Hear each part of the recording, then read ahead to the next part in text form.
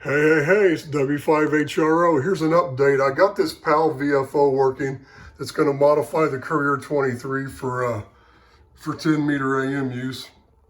And right now I've got it outputting. I've tuned it up at the highest point, and the highest thing it outputs is 38.5 by itself with that 32.6 megahertz crystal in there. And this oscillator here, this is a 5 megahertz variable oscillator. It goes up and below 5 megahertz. So it goes up and down as you move it. And this thing's not in alignment, but it's actually running a little bit high. And I can get to go with about 5.2, and I haven't even, it needs to be aligned. It can actually go higher than this. I could probably adjust it for a little bit higher spot. But let me tune this thing way down. I don't know if you can see this. Basically, there were three things wrong with this thing. Well, first of all, somebody screwdrivered the variable capacitors in there, trying to figure out why it wouldn't output. Probably a couple decades ago, the guy had it in his junk box forever. The guy that sold it on eBay, and he said it'd been sitting there for probably a couple decades or more, and. But the crystal, the variable cap that adjusts the crystal circuit, the crystal oscillator, was out of whack, and it's a really tight adjustment. I just put my scope probe on it and I adjusted the cap and got it oscillating again. But the reason why it didn't have any output was two reasons. There's a variable resistor in there for the output, so you can adjust the voltage like from down to like just a few millivolts up to like 4 volts peak to peak output, and the pot. The white, this is it here. It's just emitter follower 3904 buffer, 2N3904 buffer. So you don't, it can drive high Z or low Z, 50, because they're using 50 ohm coax, so that's kind of why they did this. This is a 100 ohm pot. And the wiper on the pot was open. It was completely open. I touched the leads on the pot itself, and there was no, continuity between the one end and the wiper, just open circuit. And apparently you can turn the little plastic dial around on that pot and you can see the metal part moving, but apparently it's lost contact. It doesn't work anymore. So it wasn't outputting. That was the first thing. So I just took after I adjusted this oscillator circuit here to get this crystal oscillating again, and I peaked all these other ones just for maximum peak to peak voltage just to get it working. Also, I've got a 20 megahertz scope that normally sits up here that I use for my audio monitoring, and this thing's outputting like, just under 40 megacycles, so I could, 32.6 and a little higher. You can see where it's outputting 38. So I was getting some major attenuation on the peak to peak level, but I was able to use it to actually peak it as high as I could get it on everything. I just didn't align the frequency because I'm going to change this crystal out next. But I did go in here and I did change out this cap. I'll show you next time I have the thing open, because I'll have it open in the other room as I'm changing. I got all my parts in to finish recapping the Courier 23 itself. This is a 2200 mic, because they're using a half-wave setup. They're not using this full-wave center tap. It's a half-wave. They have this into the transformer tied to grounds, what they're doing.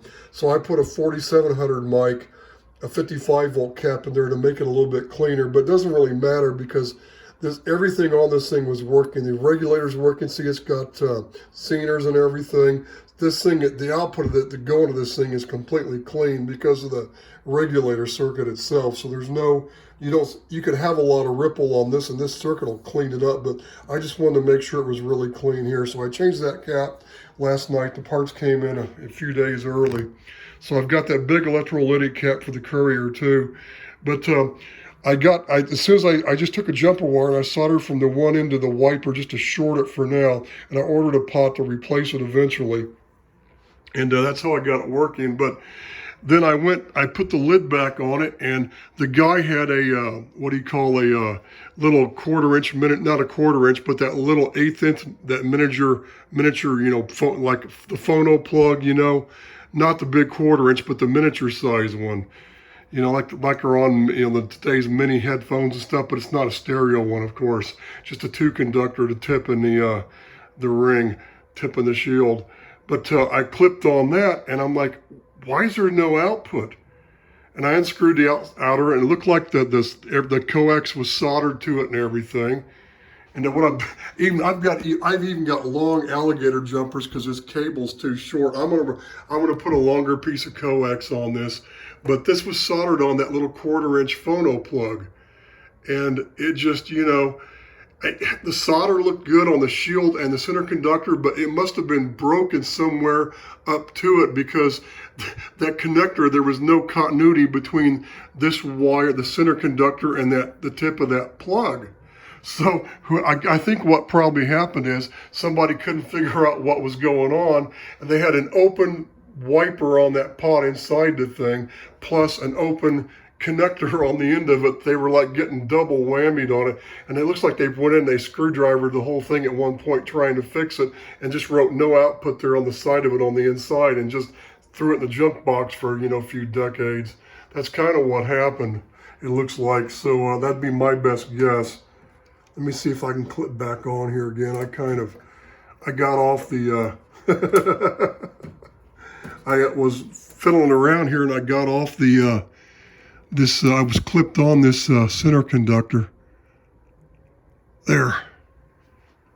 Oh shit. Let me put the phone down real quick so I can do this. Oh crud. Because I may have shorted out that, well, it's got a capacitor on the output, so it's not gonna matter. Yeah. I think I can make it. See, it's even working without the shield connected, so great. So anyway, you can see how these old boxes worked. What these things would do is, these things used to modify 23 channel CBs so they'd cover all the 40 channels and above that before there were even 40 channels were legalized, before they even had 40 channel radios.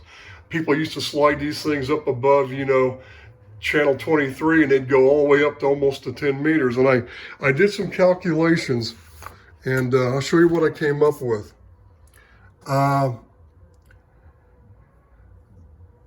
This is the 37.6 megahertz crystal in there for the lowest end of the CB band. And there's a 4.635 mixer crystal that's in there, then the actual 6.0 megahertz circuit in there. So basically, this gets subtracted, which is 26,965. What CB channel was that? Is that like channel 1 or down there all the way? So you saw where I had this thing outputting, it was outputting at 38.5, right? So if I do the same thing, because if you put that oscillator, this PAL VFO and that crystal, you remove that crystal, put it in there, then you subtract 4.635, then subtract the 6, you get 27,865. That's just below the 10 meter band, right? So these things used to go up, these things would actually go up higher. As a matter of fact, I could probably adjust that thing to make it go up a little higher than what it's doing already.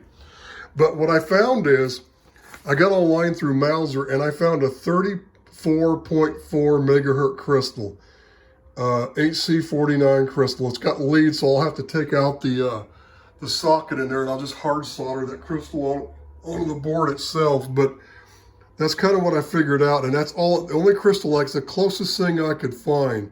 So I figured this out to get 29 megahertz. So you just do the reverse. To get 29 megahertz, you add the 6, you add the 4.635.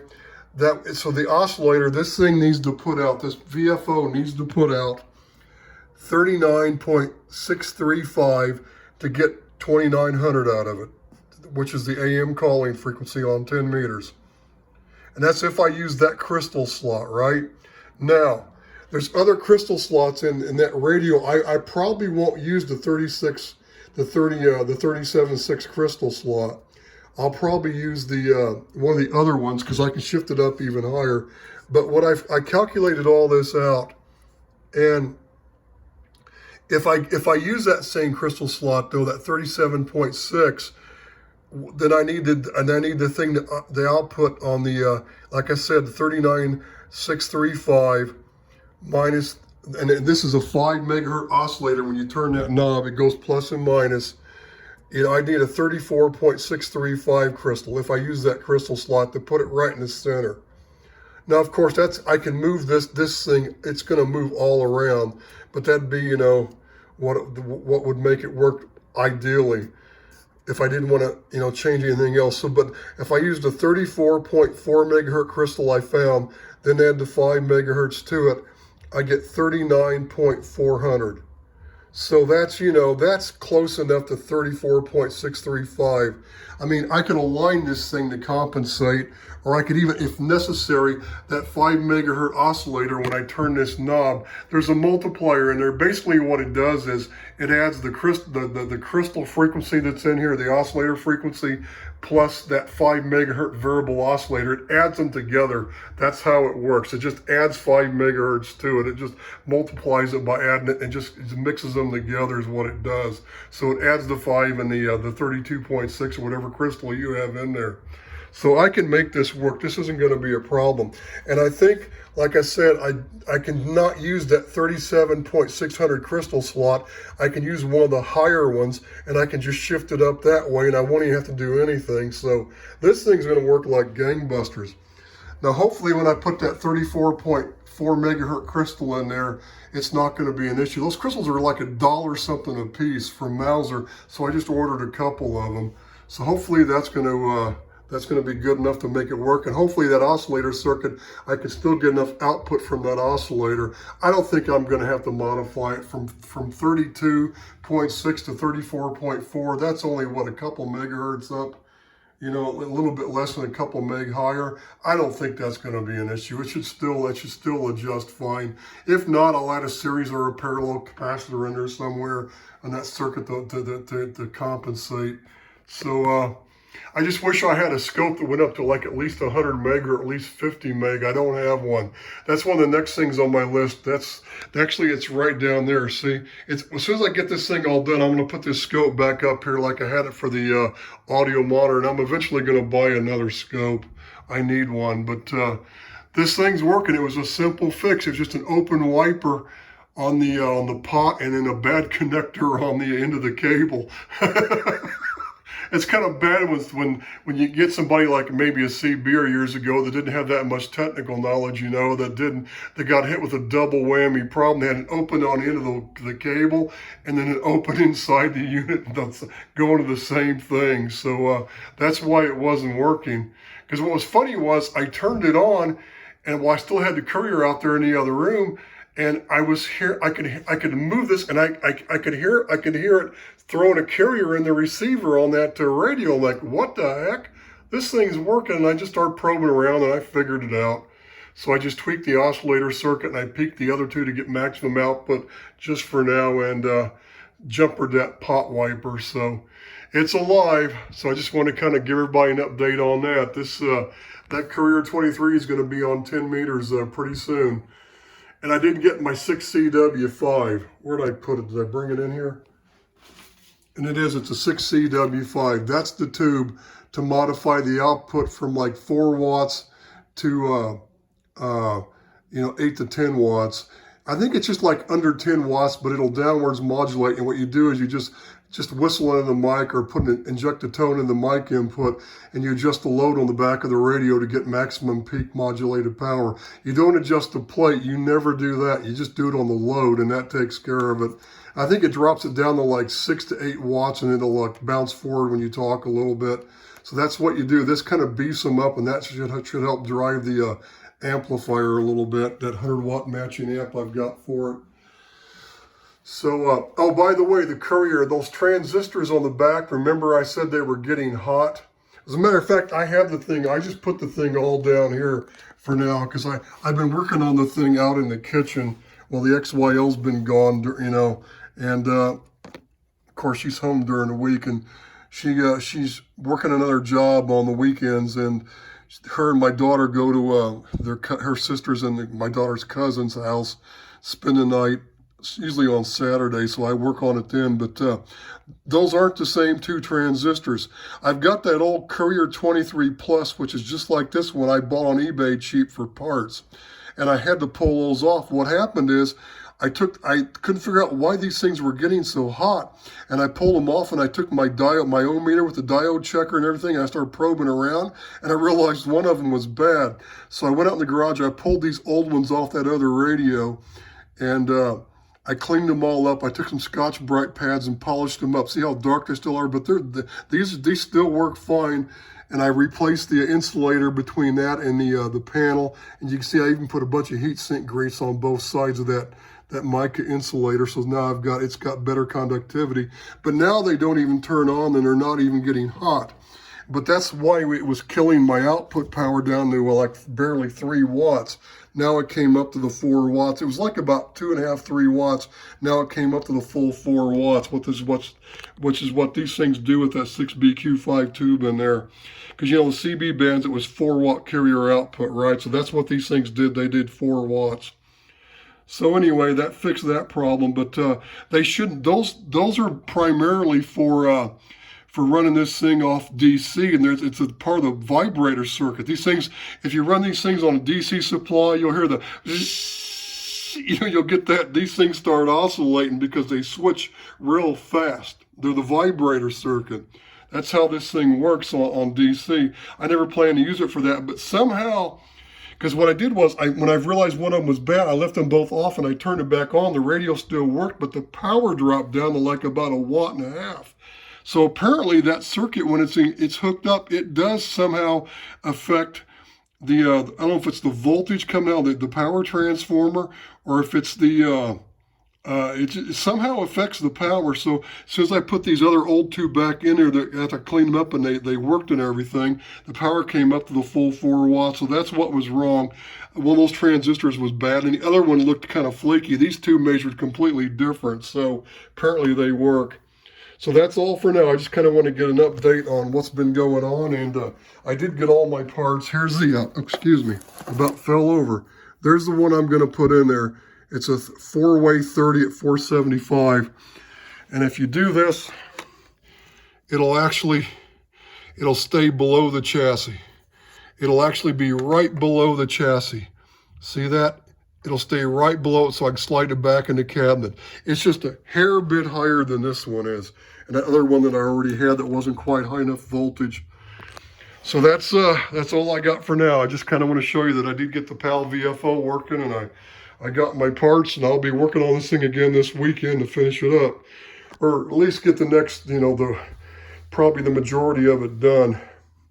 I'm not sure when I'm going to have my crystal. I might have my crystal by Friday, maybe not. It just kind of depends.